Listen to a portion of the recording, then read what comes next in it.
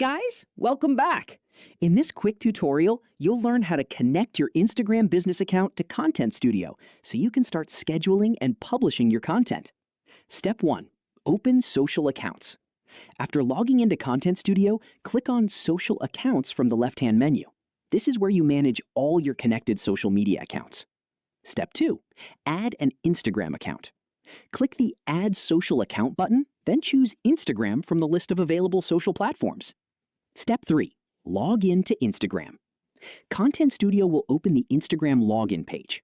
Enter your Instagram business account username and password, then click Login. Step 4. Authorize ContentStudio.